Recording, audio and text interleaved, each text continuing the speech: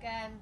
Hi, how are you? All right, thank you. Yes. Good, Yeah. Nice to be outside, isn't it? It is, and it's so hard to make myself get over the threshold sometimes, isn't it? Especially when it's pouring with rain. Yeah, and if you're not feeling great already, I think, and if you're not in the habit or you haven't got to go somewhere, I think I'll just stay in today.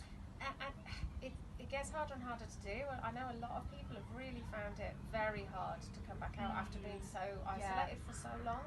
Yeah, especially in the winter, you just don't want to. No, and it's really bad for us to live so separate from other people, isn't it? Yeah. I think even just saying hello to your neighbour over the road, or finding an excuse to go out and post a letter. Yes, go and buy some milk or post a letter.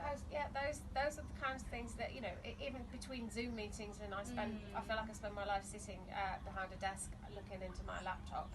A lot of people do. But yeah, even I would have discovered, that I need to just post something. I just wanted to ask such and such, or I'm just going to check the notice board. Little excuses, and I have to kind of force myself. Even just that 10 minutes of fresh air. Just make a difference, and then you get in and think, suddenly you really notice. You get the kettle on. Because I think. As someone who lives with chronic pain, I look out at, say, the garden and go, I can't do it, it's all too big, it's all too much. I'm really bad at starting something and not finishing it, and so I'm like, I just can't even begin.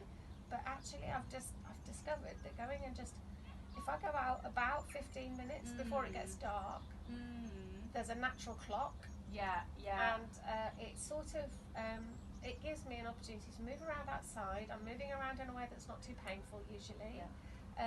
I've run out of daylight, so I haven't got to, think, that's your cue. I've made a start, but look, I haven't finished it, because I think it can feel overwhelming. It's that natural boundary, isn't it? It is. Time to go inside. It is, but that little bit of getting outside and running into other people, because I think, obviously we've been social distancing for such a long time. People lose the confidence about that.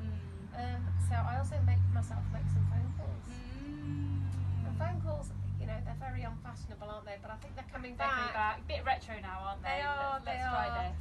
A text is not the same as a little chat. Oh, hi, just wondering how you're feeling. And you get those cues, don't you, of how someone looks, how their voice is, which is really important. And it hasn't got to be an hour.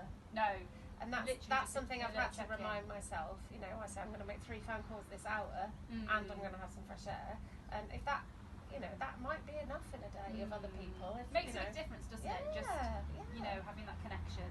Tiny bit, but it's really important, and it's where I think places like churches, even if you're not actually going in person at the moment, or you're just part of some kind of social action group or dog walking group, but those things do make and they're so flipping vital for our health, aren't they?